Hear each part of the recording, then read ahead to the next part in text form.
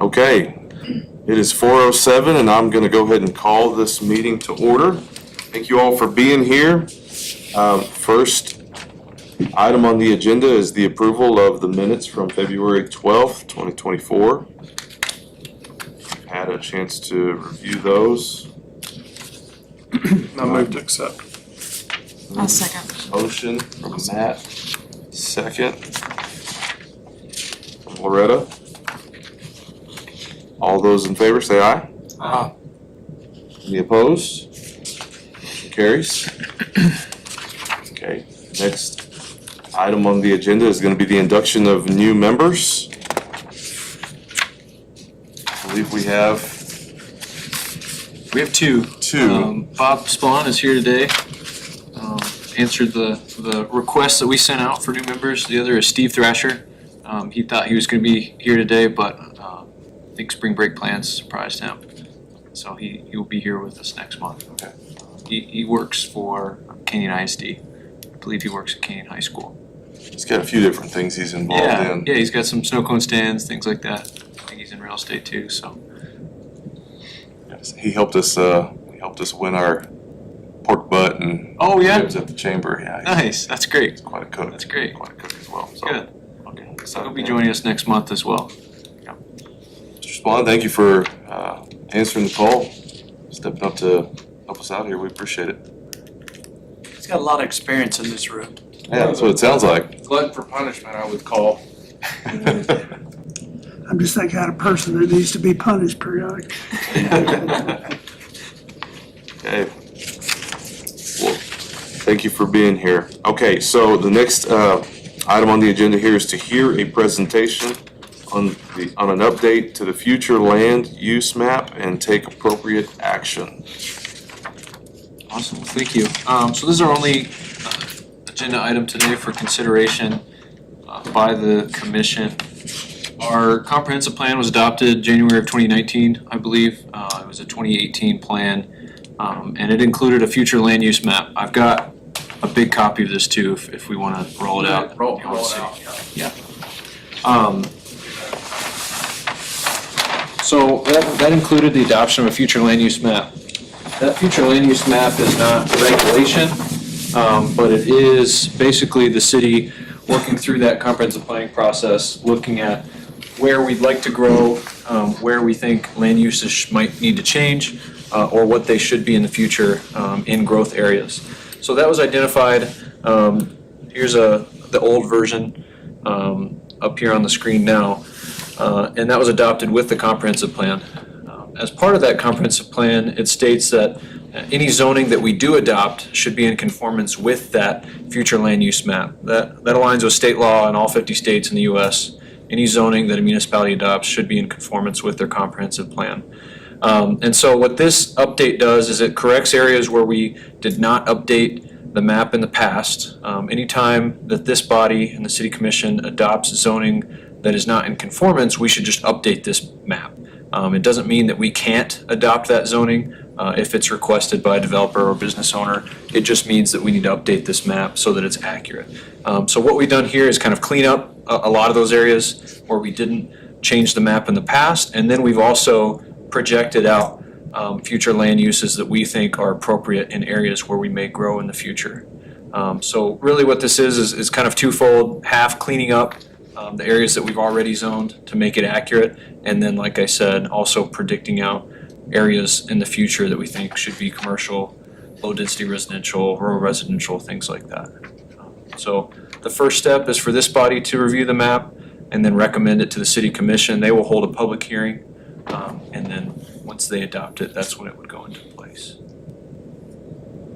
Anybody has any questions or you'd like to get up and look at it, definitely feel free to do so. The only question I have as I was reviewing that, just are these grayed out areas are the areas that have opted out, those landowners have chosen to opt Yes. out, right? Yes, so there's two areas on the map that have been removed from the ETJ. They submitted a petition to be removed from our ETJ, which was just granted by the state legislature last year that property owners can do so. One of these we anticipate might even come right back in, and so we'll bring that back to you guys at that point to say, hey, we're updating this again to re-include that land in the appropriate land use. Yeah, that's what I had a Based on that question too. development. I mean, I zoomed in on it that you said. Yes. and- Yeah, so those are the two areas, like Joel was showing. And I'm glad you said that a minute ago. That was gonna be my next question. If these areas If we're- decide to come back into the ETJ, do we come back in? We'd need to update this Okay. again. So this is accurate as it stands today. This was Mark Hughes' property and this is Hilton's. They both submitted and the commission adopted ordinances that removed those properties from the ETJ boundary. So the light purple was the planned, right, the planned development? Yes, So where is it? I didn't see. there's only a couple places over Oh, here. they're like, okay. Yeah, and that's really just because it's adjacent to flood planning, or excuse me, to existing floodplain, so I think it's just that if something were to happen there, it would have to be specific. And that light green is existing floodplain, where development either could not occur or would have to occur under specific floodplain regulations. So with this little area right there. Yes, yeah, that's a playa, and they did flood last June. And this reflects what we had voted on before? Yes, this reflects all the changes that have been made. Yep. Okay, So out here, there were this was previously parkland, you can see on there, it's really tiny. right. There's a couple changes too, Spring Canyon was all agricultural, land use, we updated that to be, low density residential. Same thing with some of these growth areas down here. On the old map, they were all rural residential, we updated those that we think someday those would be appropriate to be low density residential. So that's some of the changes. The other one also had a lot more streaks of commercial down certain highways, and we've updated that where we either know or have already adopted areas that are residential or medium density instead of only commercial. Yep.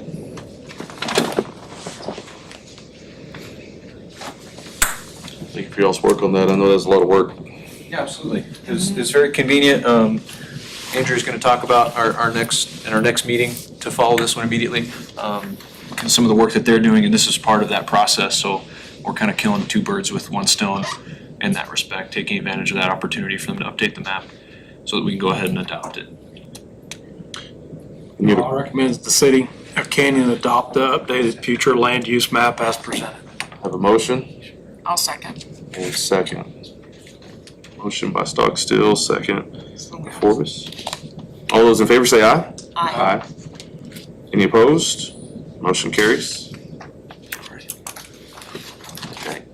I believe that was the last item, so we will adjourn that meeting, 4:15, and immediately call to order the next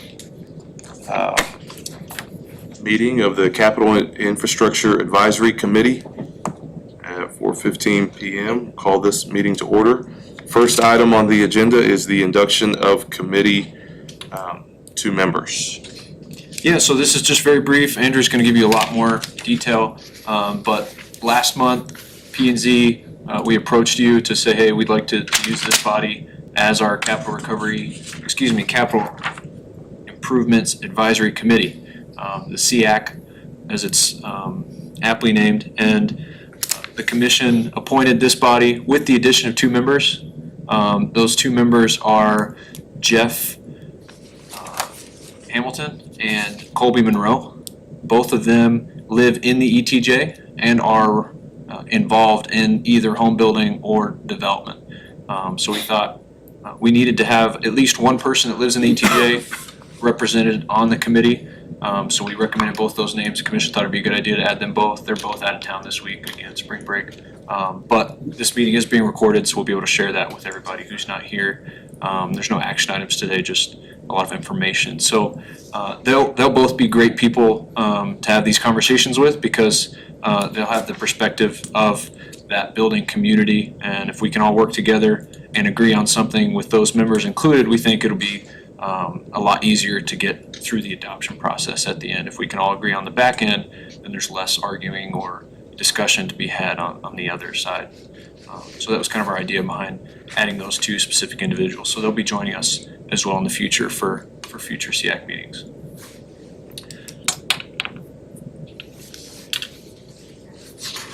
Okay. So I guess at this point, we need to appoint a committee chairman and vice chairman.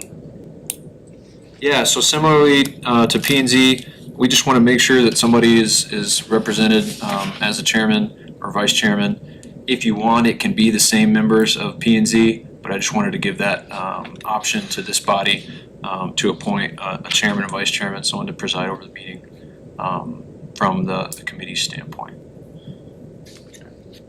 Well, I think if Joel doesn't have any opposition to it, to keep continuity flowing, I think that makes good sense to leave it kind of as is in our P and Z committee. Sitting at the same hierarchy in Yeah, this committee as well. For me. absolutely. Do we need to have Unless consideration of Jeff one or of, Colby. that was gonna be my Yeah, suggestion. Do we Jeff, wanna have, I mean, Jeff might be a good, or Colby, either one, being builders and being, you know, maybe a vice chair if sure. if you wanted to continue. Totally up to y'all. If we delay that, do we need to table this until our next We can, meeting? no problem in Give them doing the that. opportunity to voice their opinion in that. Yeah, there's no problem with us doing that. I'll make a motion that we table the appointment of committee chairman and vice chairman until the other committee members are able to be present. Okay. Have a motion? I'll second that. All those in favor? Aye. All right, perfect. We'll just table that for next meeting. The other thing that I'll bring next meeting as well, kind of in conjunction with that, is we'll draw numbers to see who's gonna alternate on that committee specifically for 1 year or 2 year terms. And then that'll kind of set up an initial committee. That way, after a year, some people will come off and we can start that process. For P and Z, that's already kind of in place. So we'll bring that to next meeting as well. Okay. At this time, it sounds like it's your show, Andrew. Okay. Appreciate you being here with us. Looking forward to hearing what you have to say. Yeah, thanks for having me. Yeah, my name's Andrew Franco. I'm with Friesen Nichols Engineering, and I am here to talk about this initiative. We're calling it the Capital Recovery Fee Program. This is a study that the city has contracted with Friesen Nichols to really take a look and assess the potential for basically collecting fees due to development. It's a program that's it's been in place in the state of Texas since the late 80s, I believe. There's a lot of communities that do take advantage of it. This is to be considered a funding mechanism to help pay for capital improvements related to growth. Go ahead and go to the next slide. So I'm calling this the 101 meeting. So I want to give you all the basics, all the background. Please flood me with questions along the way. Don't wait to the end. So we're going to talk about, what the fees look like.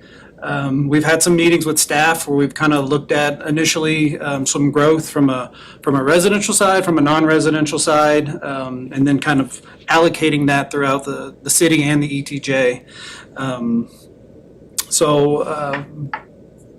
Kind of with that, we'll just kind of get into it. So really the basics of what is a capital recovery fee. It's really defined as a one-time charge assessed to new development for their portion of costs related to a specific capital improvement program. I want to be very clear that these are fees that are applied only to new growth customers. Your existing residents in Canyon are not subjected to these types of fees. So only where we're adding, new homes, new businesses, new other kind of non-residential land uses, these are the only folks who would be subjected to such a fee. So what the fees can help pay for are the funding of new facilities, or if we expand a facility due to growth. And when I say facility, it could be a water facility, a sewer facility, even a roadway. If you're expanding from a 2-lane to a 4-lane road, that's growth related. A portion of that fee can be cost recouped by the city. The state law does say that we can assess these fees for water, sewer, roadways, and drainage facilities. For the purposes of the study that we're doing right now, we're only going to be looking at water, wastewater, and roadway. We're not going to be considering the drainage portion, the drainage component at this time. So the kind of the tagline for capital recovery fees is that growth pays for growth. We want them to kind of pay their fair share for the added stress or burden they put on existing infrastructure and facilities. We want them to kind of pay their fair share way instead of having that cost be applied over to everyone as a whole. You have folks who pay a water bill that covers water and sewer items. Your kind of general ad valorem taxes, part of that helps to pay for roadway things. This is kind of a supplement type of program that can be utilized if the city chooses to go in that direction. The actual basis for the law is Texas Local Government Code, Chapter 395. That's kind of the rules and regulations on what they look like. I do have a copy of them here for anybody. If you really have a tough time sleeping at night, I can almost guarantee this will do the trick. And you can look this up online. Would you like to take it? You're more than welcome to. So what it looks like is one of the first components is to come up with land use assumptions. So looking at where we're growing, how much, and what type of growth we're looking at. Once you identify that, then you have your capital improvements program related to growth. So we're going to have projects related to water, sewer, and roadway projects. You calculate how much do those projects cost, how much of that capacity is being allocated to growth facilities. And so that's where you come up with a dollar per service unit. And then all that's kind of written into an ordinance if you're to adopt the program. If you do start to adopt the program, you're required by state law to kind of revisit it once every 5 years at a minimum. That's really just to kind of make sure if your growth conditions have changed, either if they've accelerated or decelerated, to make sure that the fees are still equitable across the board. And that last bullet point, I kind of hit on it already, but what we're trying to do is figure out what is their proportional cost to overall system, to system growth and development. What are these new customers going to be contributing going forward? Why do we do these? It's a way to recoup costs associated with growth, alleviates the burden on new facilities. One thing, I'm a water sewer guy, so that's kind of the realm that I speak to and have the most knowledge on. But what something like this can do is it can help to maybe minimize a rate increase in the future. So for customers who have been, they've been paying into the system for, 20, 30, 40 years here in the city of Canyon, if we have to raise the rates, 4%, maybe we recoup enough fees related to growth that we only have to maybe raise it 2% or 1% or whatever. This is a way to help alleviate potential rate increases on the water sewer side. From a roadway perspective, everything I've seen in our current market is roadway projects have gotten exponentially more expensive over the last 5+ years. So any help that can be done on that front is certainly in y'all's benefit to do it. So what can we pay for? We can pay for the construction, surveying, engineering, land acquisition, and debt service related to water facilities and roadway facilities. On the water side, we'll be looking at water supply, treatment type projects, storage, pumping, line work. On the sewer side, if we have to add any lift stations for growth, any sewer lines, any costs associated related to doing a potential treatment plant expansion, and then just kind of generalize on the roadway side of things. So what we can't pay for is upgrading, updating, or expanding existing projects that where there's no development. So we'll just say, for example, if you say there's no development kind of out here on 4th Street and we have to do some projects to improve the road, we can't use impact or capital recovery dollars in order to help pay for something like that. But we'll be developing these capital improvement plans related to water, sewer, roadway, and the fees that are recouped can only be spent on the projects that are listed in that plan. So you can't just, the city can't collect these dollars and just spend them anywhere. It has to be prescribed to these certain improvements. Here again, everything growth related. We can't, do you mind going back real quick? Sorry. We can't use capital recovery dollars for costs or debt service projects that aren't included, and we also can't use dollars for the administrative and operating costs of running the program itself, and that's something that city staff will kind of take on. Okay, so here are our new committee, Capital Improvements Advisory Committee. What y'all's role in this whole process? What we here again, it's governed by the Texas Local Government Code, and what we're looking for is basically for y'all to kind of provide some input on the land use assumptions, the capital fees, and then most importantly, when we actually come to generating a maximum allowable dollar fee, we want y'all's input because you'll be basically making a recommendation to, it's not city council, city commission, of what these assessed fees could look like. So we'll have some subsequent meetings scheduled to review all these items. As Lucas said, where there's really no action to be taken today. I am gonna kind of show you some of the things that we have been working on, but we're not making any decisions today. So we'll have a few more scheduled meetings as a part of this process. Here again, if the city decides to move forward with this program, you're required by state law to conduct meetings at a minimum of twice a year. And really what that does is to review the fees that the city's collecting to make sure that they're being spent in the appropriate areas. So that's really what the role and the charge of the SEAC is. I'll touch on it when I get to the schedule, but we'll have 2 public hearings over the next few months as we move forward through this process. The recommended capital recovery fee collection rate, that's going to be due to the city commission 5 business days before the public hearing is set.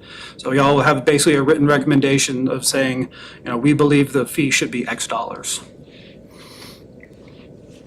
So what does the whole step process look like? Got an 11-step program here.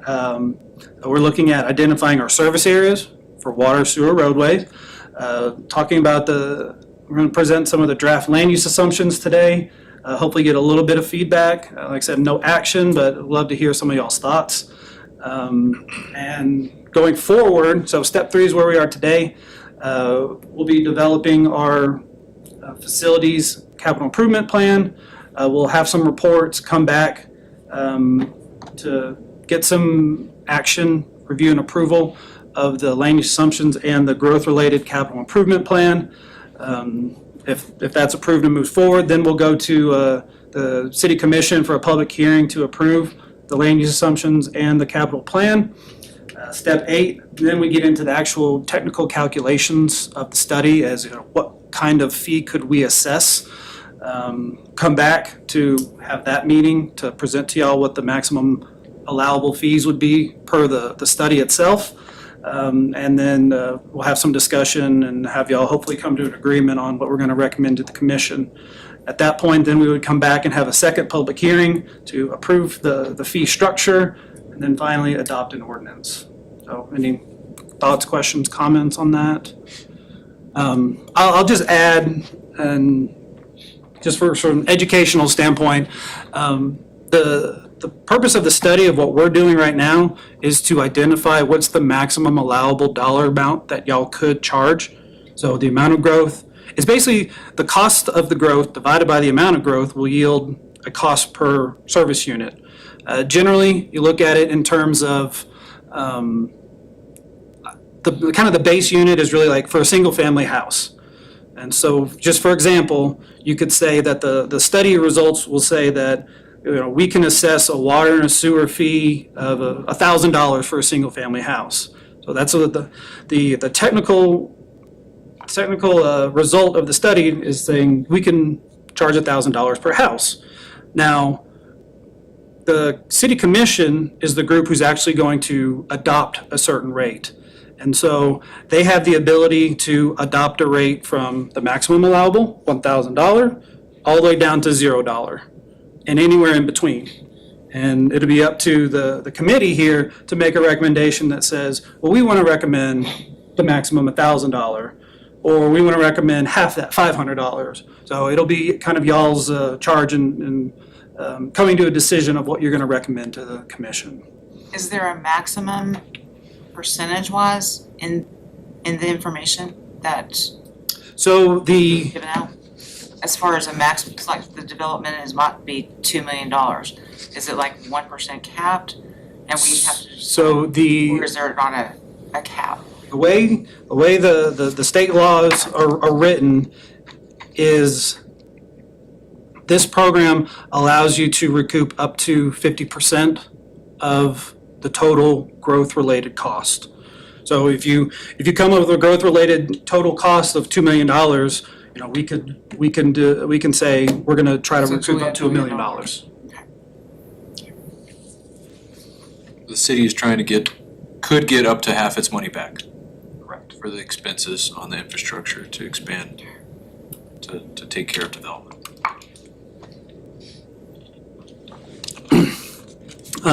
So I'm gonna talk a little bit about some of the land use assumptions. We'll be looking at historical population, projected population, historical employment, and projected employment. So pulling from the comprehensive plan, you can see historically where the city of Canyon has kind of been growing, the compound annual growth rates, they've kind of trended down, but you know, I think the 2023 numbers, or 2024 projected numbers here, 15,469 is the 2024 projected number.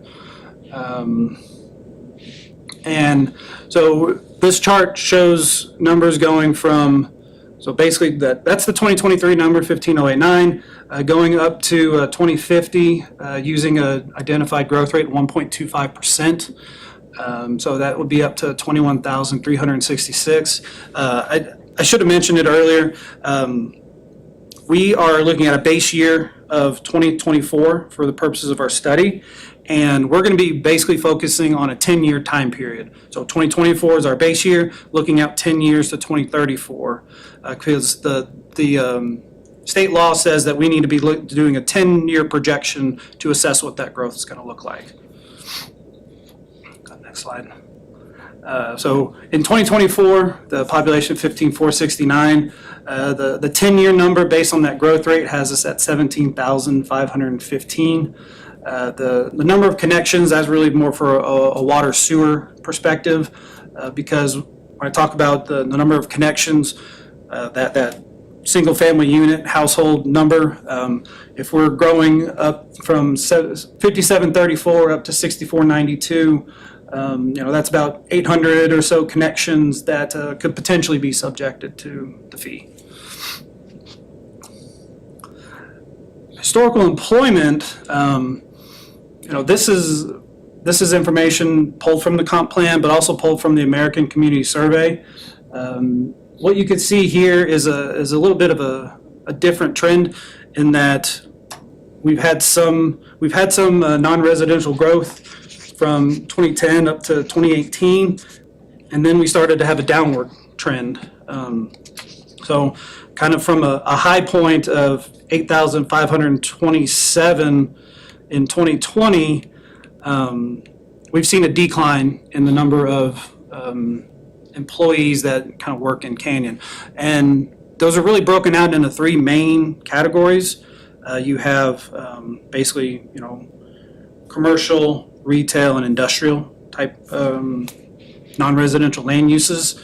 So what we've actually seen over the last few years is almost 6.7% decrease in the number of employees that are registered from the American Community Survey. So we're going to talk here in a minute, I think, about what we think about, we want to assess going forward from a growth standpoint. So hit a little bit on the historical side, and now we want to kind of move forward and look at those identified service areas and what some of our projections are going to look like.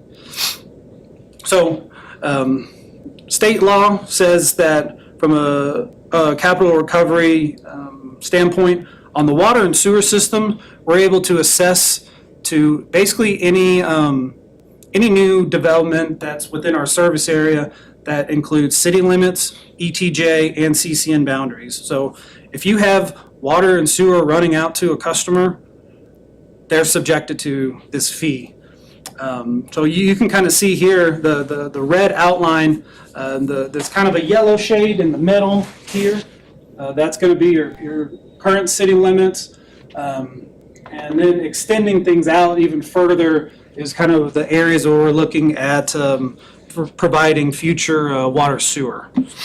So that's really what the future water and sewer service area over the next 10 years or so is anticipated to be. Roadway side of things is a little bit different. We're not allowed to go out into the ETJ or anything. We're strictly confined to what your current city limits are saying.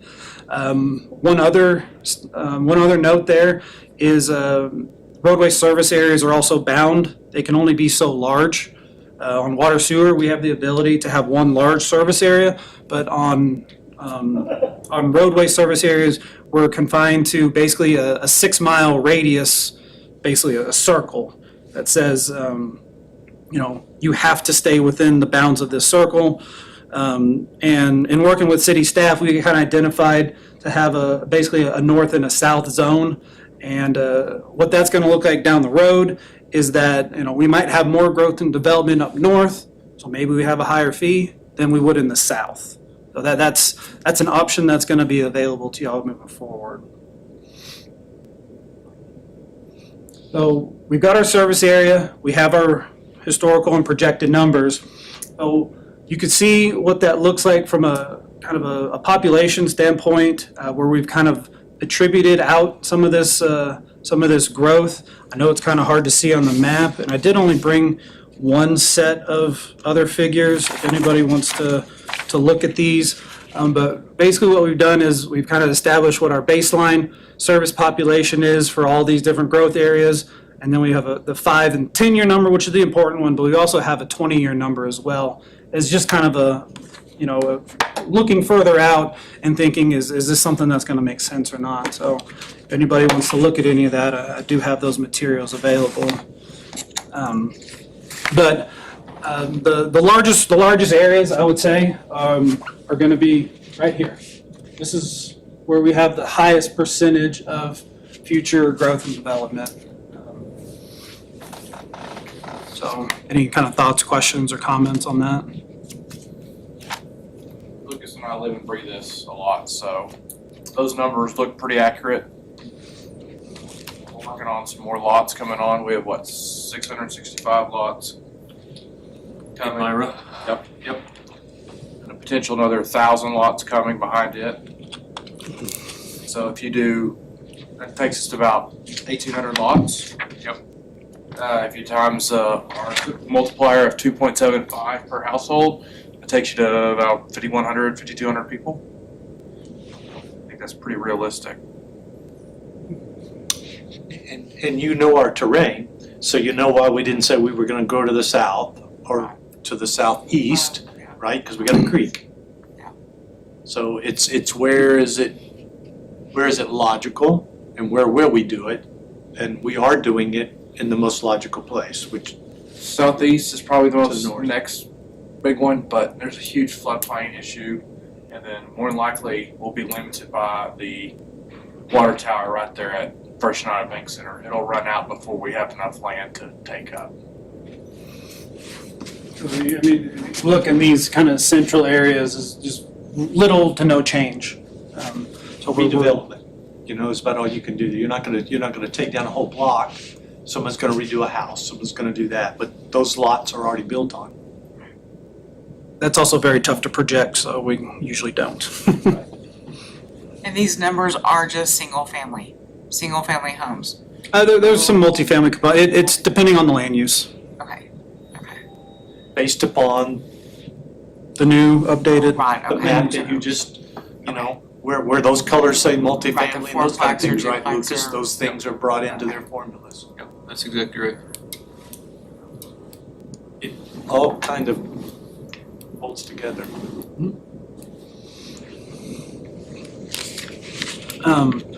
This is really kind of the same information, but kind of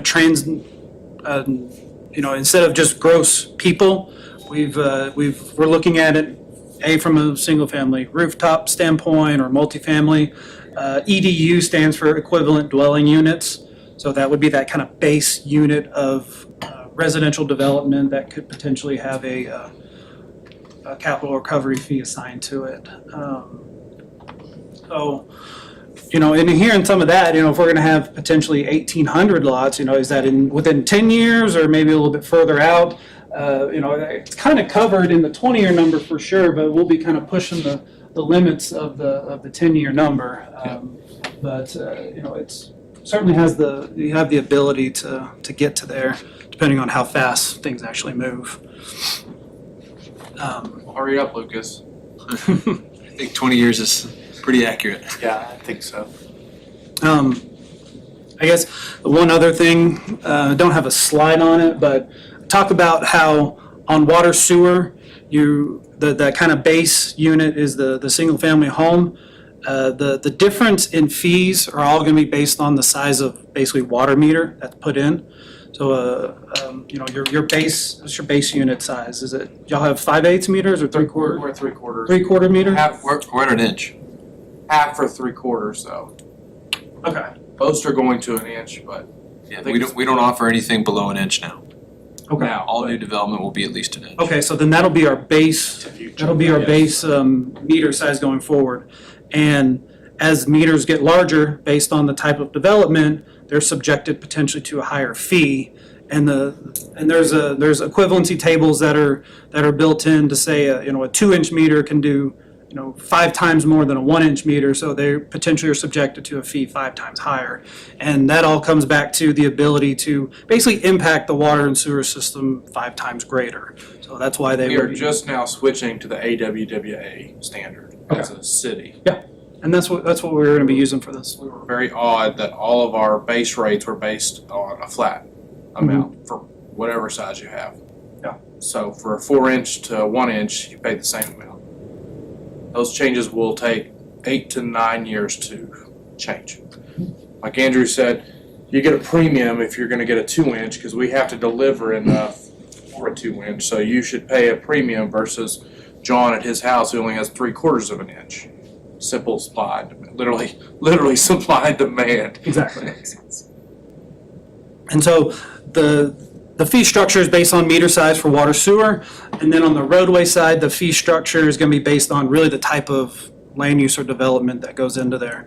I was telling Lucas earlier, there's a table of different types of land uses, and instead of basically a single family rooftop as the base unit, they have what's called a vehicle mile. It's a calculation that's derived based on the type of land use, and they have a lot of stuff. Let me make sure I say this right.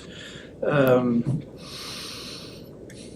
the vehicle mile per land use type is based on characteristics that have been cobbled together over time, such as trip length, time of day that's traveled, vehicle size plays into a factor. I talked about the industrial uses.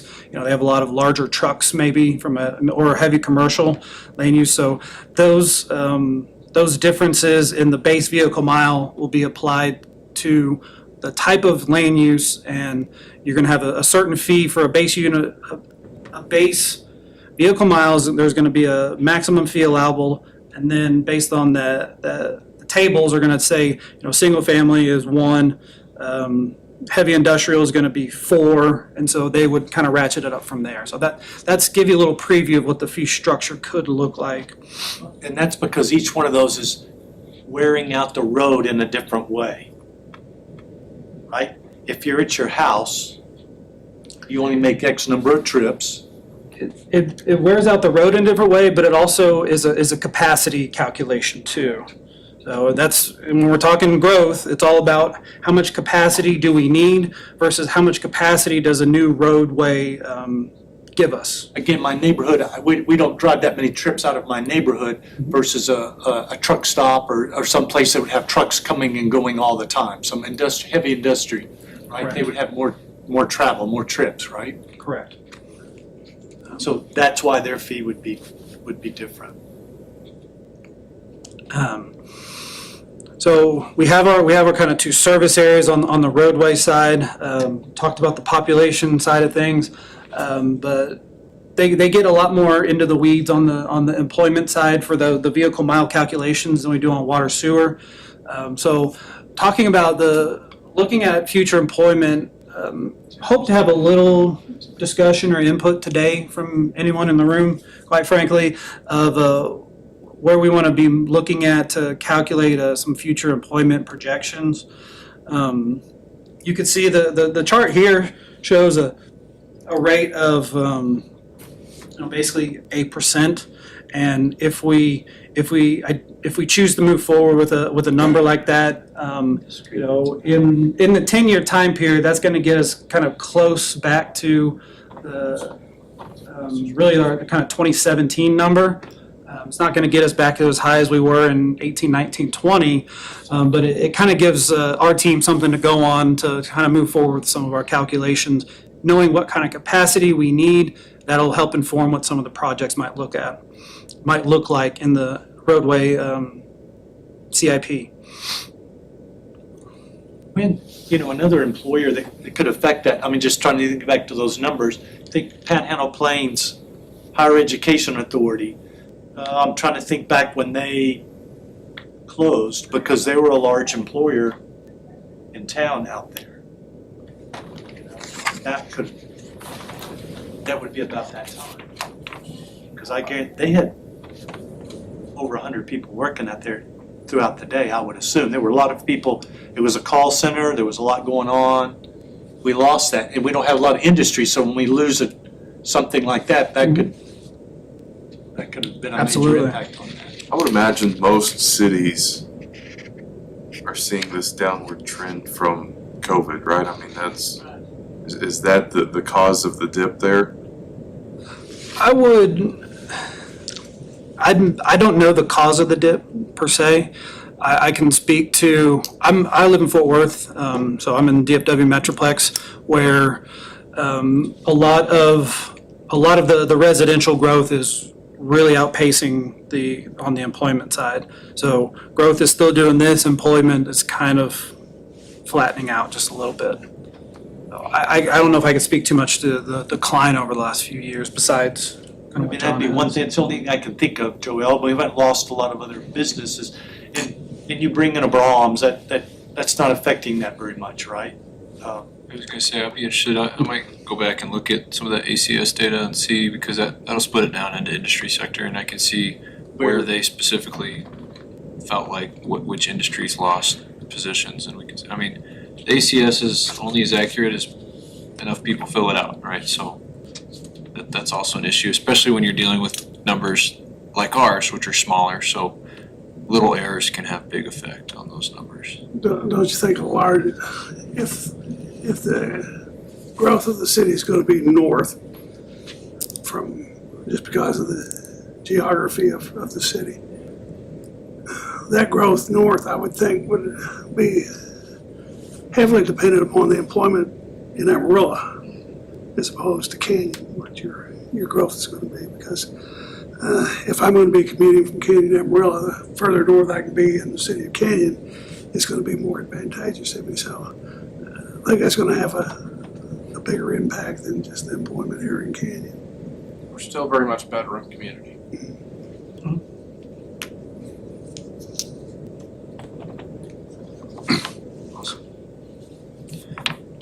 Pick on next slide, please. So kind of the discussion we've already started there is, do we feel like if we move forward with some of our calculations to use 1% from a non-residential standpoint, do y'all see that as a reasonable target? Here again, no decisions being made today, but that'll give us a little direction to move forward and kind of come back with some updated numbers and how that would tie to some potential projects. Lucas, you want to talk about why because we kind of split those colors there ourselves. Yeah, I think to answer your question, Andrew, I think 1% is a safe number to start with at this point. And then, yeah, we kind of touched on it briefly that we split north and south because we can set those rates differently. So if we do a roadway project or expansion project in the south, we think that will likely have less of an impact and be a smaller project, and we don't want to affect the residents on the south with a roadway fee that could come up for a project in the north. And so that's kind of the reason we split those, the city up into those two service areas. One service area couldn't quite capture the entire city limits, and so that's where we kind of came up with that split. In theory, Andrew, does that not encourage growth possibly in one area over another area? It can. It can. You have, we'll say you have detractors or opponents of any new fee, right? And for the purposes of these, you hear the loudest, the loudest opponents are usually from the development community because they're more directly tied to this. And so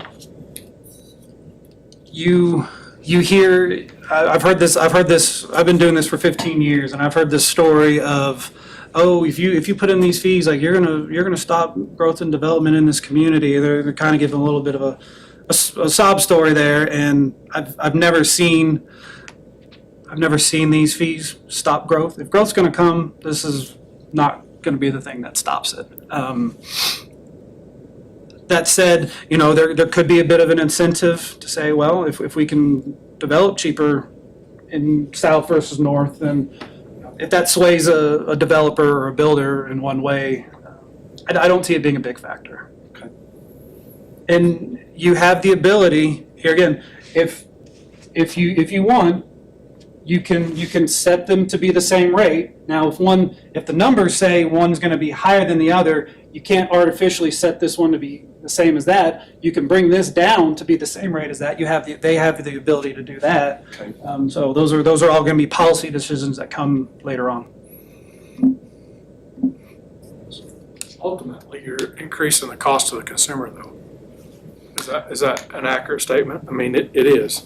It is to the new consumer, not to the existing residents. of Not to the city. existing residents, yeah. To the new Correct. consumer moving to that area, Mhm. that cost gets, Yeah, Set off to and you have, like I said, you have the development community that could be an opponent here. And then it's not always the case, but it more often than not, from what I've seen, they say, this is bad for their business, but all they're doing is passing it on into what they're doing.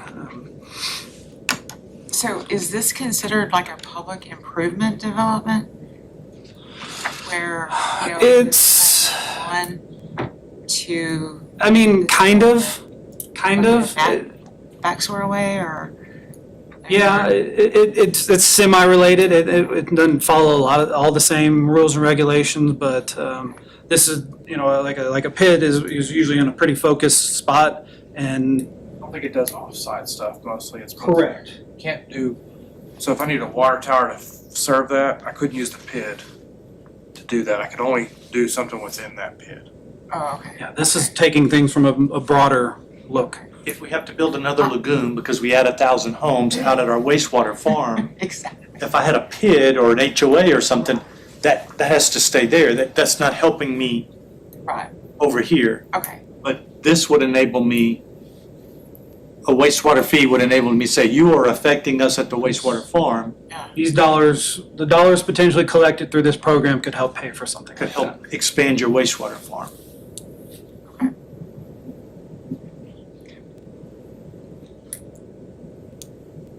So, looking ahead from a next step perspective, our potential next meeting being in May to look, to review and approve land use assumptions and capital improvement plan. Once that's approved in this body, then we would go before the commission with a public hearing.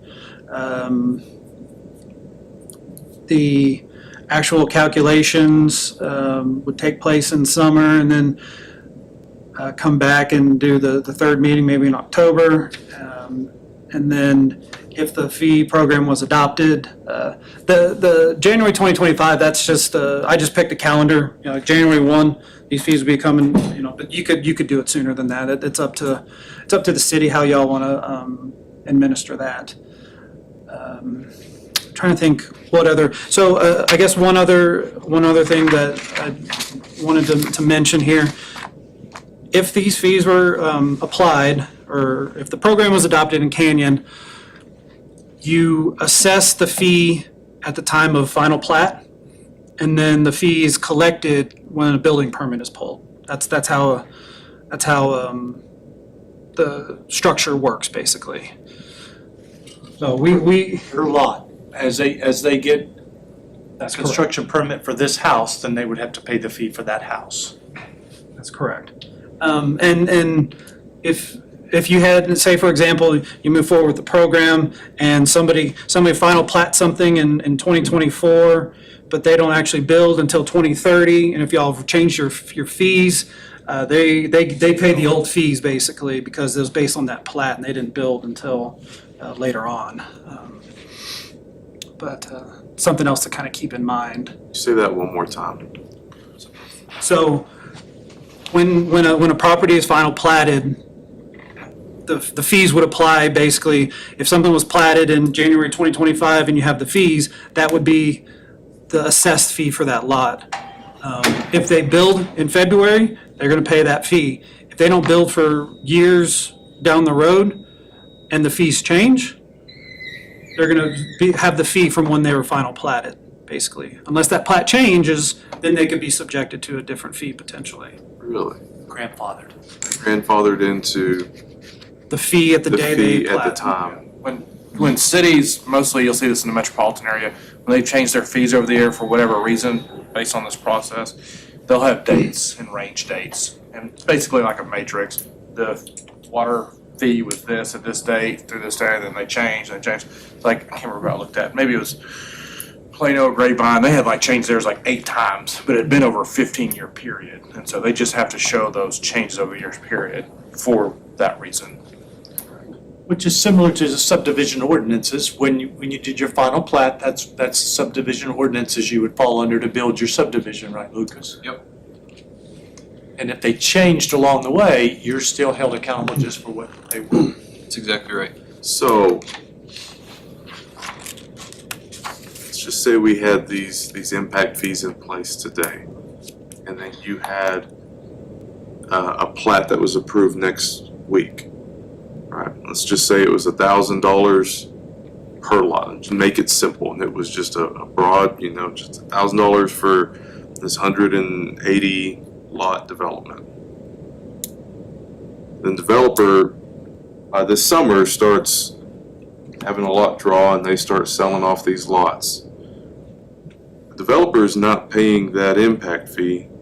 It won't be assessed until They go get a building permit. Joel Enriquez Custom Homes comes in there and comes to the city to go get a building permit. That's when they pay that impact fee.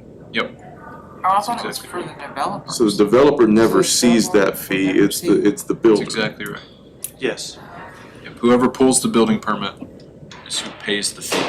Who pays the Yes. fee. We have an agreement right now in place that does just that. One development that I named earlier is Right, doing that. right. And when do they pay that fee? At the building permit phase, that's what I At the building negotiated.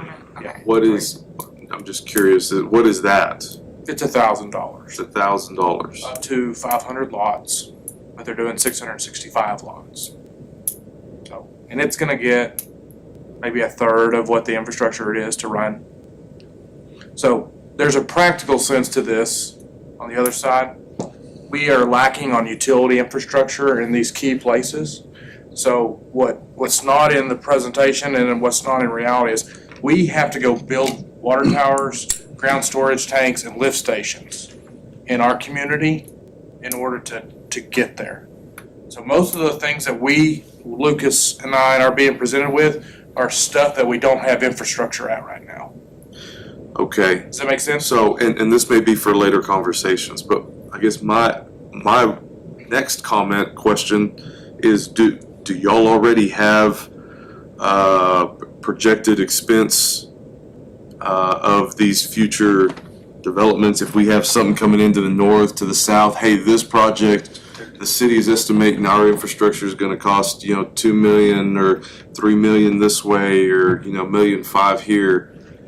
I have a bunch of those, if you're talking about just pure expansion costs. Yeah, expansion pro formas of, Lucas and I have looked over those extensively. sure, And so from our best interpretation or opinion, we're gonna go where the best return of investment is for our ratepayers, because it's inevitable with the way we're doing it, we're gonna have to build a water tower in the next 10 years. We already know that. So that water tower on the north side of town will be done in 10 years. What's the capacity right now? We looked the other day, it's probably 65 to 70%. So we'll need another one, it'll be a big one. And so we'll need that. We're gonna have to build that sometime between now and then. So there are these things, but we have to build those ahead of time before we can even. And to answer your question, Joel, too, that's part of this process as well is creating that okay. CIP. Budget list, anticipated costs. Capital And improvement they've plan. got some of our projects on there. Those Yeah. costs are going up and up and up. I don't want to scare you, but we bid out an elevated tower recently, and it came back at like $8 a gallon. How big? Half a million, 0.75 million. half a million, or No. three quarters of a 750. million. Yeah, So that's scary. it is. But my point, what I was trying to explain to you guys, we will increase utility rates to cover those costs.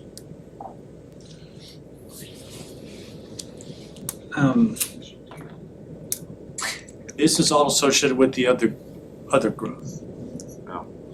So Q&A, like I said, feel free to ask any and all questions. I don't know, Lucas, if we send these out, the slides for everybody? to Yes, have? they all received them Um, on Friday. I, like I said, some of the main takeaways are, A, this is nothing that's definitely moving forward. You know, we're doing, the city's hired us to do the diligence to see what we could potentially charge. You know, the ultimate decision is gonna lie with the commission on if they wanna move forward with this program or not.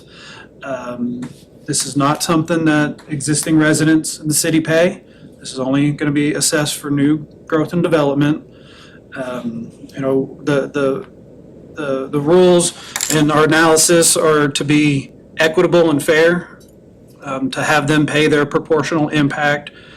So those are gonna be taken into account, the fees, you know, they're not, that new tower, you know, they're probably not gonna pay 100% of that, they'll pay a portion of it. And so, you know, we'll be coming back here over the next couple months with a lot more technical information, and when we get to the point where we actually are talking dollars and cents, hopefully it all kind of comes together. But today was all about education and hopefully giving y'all a better sense of what we're trying to do and accomplish here. And the law explains every step that they have to take. Everything that we have to study, everything you have to pull together, everything we have to do is all explained in the law. And it takes, no matter what, it takes how many months? Yeah, 9 months, 12 months? A lot of the red tape of, you know, publishing, establishing resolutions, public hearing dates, committee meetings. There's a lot of, outside of just the pure engineering thing that I do the most, there's a lot of extra stuff to make sure that we are following the proper rules and procedures laid out by state law. And so some cities do come forward. Lubbock came forward and went through the study, and Lubbock set the fees at some of their fees at zero. They weren't prepared to do that, but as Joe would say, that was then a tool in their toolbox. And the day that their council or commission wants to go back and relook at that and say, okay, now we understand that better. We know we're short some cash, it's not working out, we have development coming, we can't afford it, what are we gonna do? It is something they can turn to and say, okay, we wanna move that from 0 to whatever number. But it provides them that. Should we reach a point where, had they not had that, they could reach a point saying, we're through, we can't do anything else. Oh, we need these fees. Oh, welcome to 9 to 12 months to go through the study and do the work to have that fee set.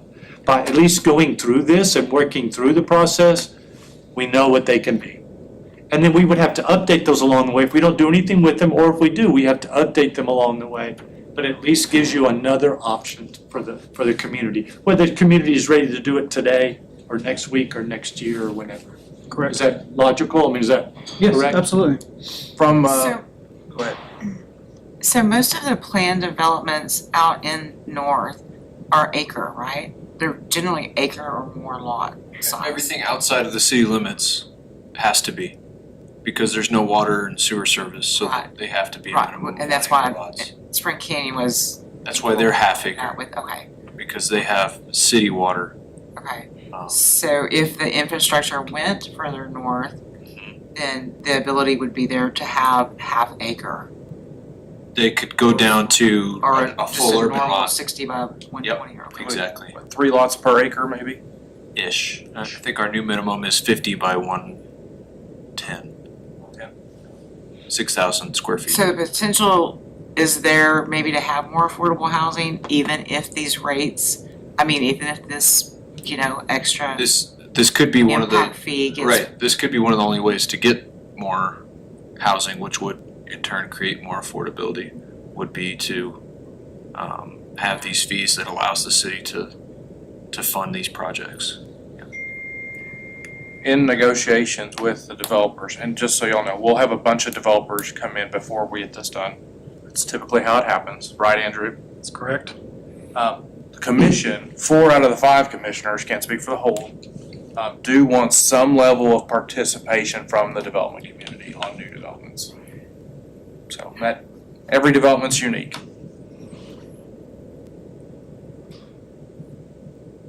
We appreciate you being here. Yeah, Thank you. absolutely. Thank you. Looking forward to more conversations. I know it'll be interesting. Absolutely. Do you actually have a copy of that I could have to read on the bill? So you want the state? Sure. That's- And I can email you that too as well if you want to. That's what, yeah. Packet. Well, I think with that, we're ready to entertain a motion to adjourn. So moved. All in favor? Get up and leave. Y'all could hit that button, that'd be great, thank you.